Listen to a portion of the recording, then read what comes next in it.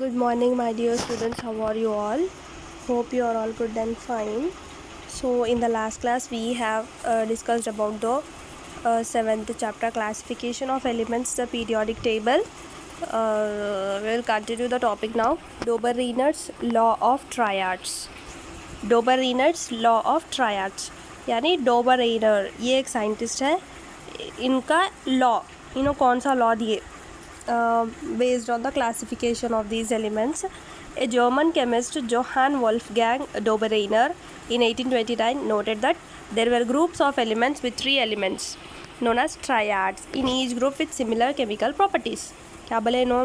He noted that there were group of elements with three elements.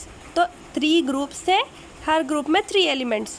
These is known as the triads in each group with similar chemical properties. तो हर group में ऐसे elements place करे थे जिसके chemical properties same थे. He tried to give a relationship between the properties of elements and their atomic weights. क्या करे no? He tried to give a relationship between the properties of elements. तो ये जो elements place करे हुए थे, ये एलिमेंट्स के बीच में इनको सिमिलर रिलेशनशिप बनाना था. ठीक है ना? किसके बीच में? एलिमेंट्स के प्रॉपर्टीज़ में और उनके एटॉमिक वेट्स में. Dobereiner stated that when elements with similar properties are taken three at a time and arranged in the ascending order of their atomic weights, the atomic weight of the middle element is the average of atomic weights of the first and third elements. This statement is called the Dobereiner's law of triads. ठीक है ना? Dobereiner stated that when elements with similar properties, ठीक है ना, ऐसे elements जिसके properties same है, are taken three at a time. ठीक है ना? हर टाइम थ्री एलिमेंट्स ले रहे और असेंडिंग ऑर्डर में इसको इन लोग प्लेस कर रहे. एटॉमिक वेट्स के असेंडिंग ऑर्डर में प्लेस करें. The atomic weight of the middle element, ठीक है ना, जो थ्री एलिमेंट्स है उसमें मिडिल एलिमेंट का atomic number average of the atomic weights of the first and third elements. ठीक है ना? क्या बोल रहे नो? थ्री एलिमेंट्स प्लेस करे हुए हैं, राइट? हर ट्रायड में थ्री एलिमेंट्स है. थ्री एलिमेंट्स के भी प्रॉपर्टीज सेम है और इन लोगों को कैसे यानी कैसे इन लोगों को ऑर्डर में रखे बोले तो based on their atomic weights, ascending order में, यानी छोटे से बड़ा इन लोग रखे वो थ्री एलिमेंट्स को. अब जो मिडिल एलिमेंट का एटॉमिक वेट है वो किसका एवरेज है बोल रहे? फर्स्ट और थर्ड एलिमेंट का एवरेज है, एटॉमिक वेट का एवरेज है. ठीक है ना? So this statement is called the Dobereiner's law of triads. ये स्टेटमेंट को ये लोग क्या बोले? Dobereiner's law of triads. Next, activity 1. Observe the following table. Elements in each row represented triad. So देखो, एक ट्रायड में कितने एलिमेंट्स? अब ग्रुप ए है, ग्रुप ए में कितने एलिमेंट्स है? 3 ट्रायड. Lithium, sodium, potassium. ठीक है ना? Lithium, sodium, potassium. अब जिसका अर्थमेटिक मीन अगर अपन निकाले एटॉमिक वेट का तो 7.0 प्लस फर्स्ट वाला और थर्ड वाले का एवरेज है. ये सेकंड वाला, इन दोनों का एवरेज है बोल रहे अपन, राइट? तो देखो 7.0 प्लस 39.0 बाई 2 अगर अपन करें, ये दो है ना, सो 2 अगर करें तो 23.0 किसका एटॉमिक वेट है? सोडियम का. यस, ये फर्स्ट वाले का और थर्ड वाले का अगर अपन एवरेज निकाले तो आंसर क्या आता? ये सेकंड वाले का एटॉमिक वेट आता. ठीक है ना? जैसे सेम कैल्शियम का भी आप लोग करो. कैसे? कैल्शियम का 40.0 प्लस 137.0 बाई 2 करें तो 87.5 आता, स्ट्रॉन्शियम का आता. ऐसे ही क्लोरीन का भी करो और सल्फर का भी करो, मैंगनीज का. ये आप लोगों को होमवर्क है. ये टेबल आप लोग क्या करो? फिल करके मेरे को डालो कैसे भी करके. ठीक है ना? ये आप लोग होमवर्क करके इसका एवरेजेस निकाल के मेरे को सेंड करो. Next, in the first row you will find that atomic weight of sodium is equal to the average of relative atomic weight of lithium and potassium. Can you establish the same relationship with the set of elements given in the remaining rows? So in the first row you will find that atomic weight of sodium is equal to average of relative atomic weight of lithium and potassium. अब यहाँ पे देखें अपन lithium और potassium का average निकाले तो अपन को sodium का एटॉमिक वेट आया. Dobereiner's attempts gave a clue that atomic weights could be correlated with properties of elements. ठीक है ना? डोबरेनर्स के ये जो अटेम्प्ट्स थे, इन्होंने जो क्लासीफाई करने की कोशिश करे तो इससे क्या मिला, हमको थोड़ी बहुत इन्फॉर्मेशन मिले। तो atomic weights can also be correlated with the properties of elements, ठीक है ना। वो एलिमेंट्स के प्रॉपर्टीज से भी एटॉमिक वेट्स रिलेटेड रहते बोल के मालूम है। It made chemist look at elements in terms of group of elements with similar chemical and physical properties. This eventually led to rigorous classification of elements and the modern periodic table of elements, ठीक है ना।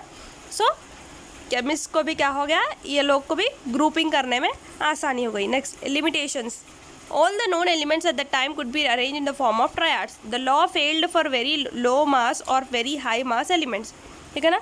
जिसके ज़्यादा लो है weights, जिसके ज़्यादा high है मास, तो ऐसे एलिमेंट्स के लिए ये लॉ फेल होगा। In case of fluorine, chlorine and bromine, the atomic weight of chlorine is not an arithmetic mean of atomic weights of fluorine and bromine.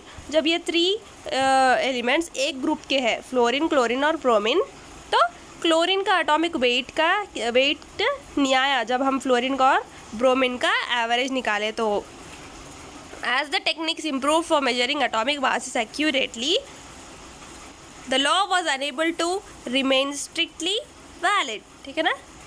This was not strictly valid, ये law ज़्यादा strictly valid नहीं था। Next, Newlands law of octaves.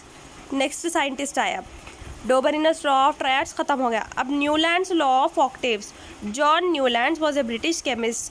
Newlands found that when elements were arranged in the ascending order of their atomic weights, they appeared to fall into 7 groups.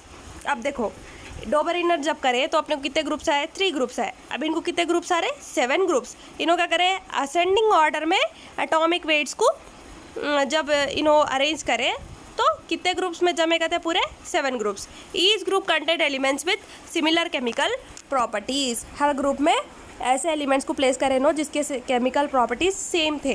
Based on this observation, Newlands propose the law of octaves, ठीक है ना। देख के लोग करें, law of octaves propose करें। The law of octaves states that when elements are arranged in the ascending order of their atomic weights, they fall into a pattern in which their properties repeated regular intervals.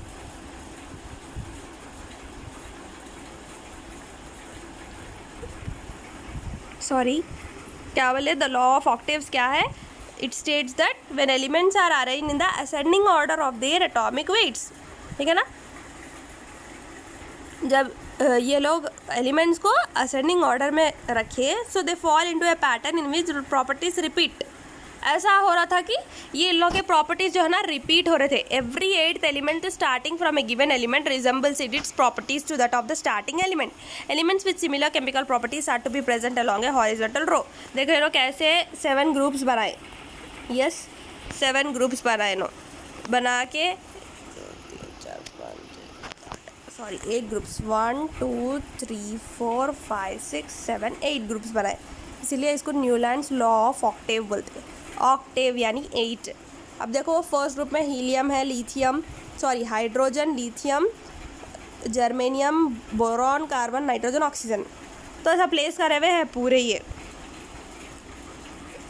इतने elements को 7 groups में place करे based on their atomic numbers. Atomic numbers के हिसाब से place करे, ठीक है ना। Newlands was the first to assign atomic numbers to the elements. Elements को एटॉमिक नंबर कौन दिए पहले, न्यूलैंड दिए। Unfortunately his work was neither accepted by his seniors nor by the Journal of the Chemical Society which rejected its publication। फिर इन्हों atomic numbers देने के बाद भी इनकी ये जो थ्योरी थी इसको फेल कर दिया। वो लोग एक्सेप्ट नहीं करे, सीनियर्स एक्सेप्ट नहीं करे और वो केमिकल सोसाइटी के जर्नल्स एक्सेप्ट नहीं करे, ठीक है ना। और ये पब्लिश भी नहीं होना बोल के बोल दिए। In Newland's table of elements, if we start with hydrogen and moved on to oxygen and then start at the top of the 8th element, from hydrogen it's fluorine and next 8th element is chlorine and so on. The properties of hydrogen, fluorine and chlorine are similar. Similarly, if you start at lithium, then 8th element is sodium and next coming 8th is potassium and so on.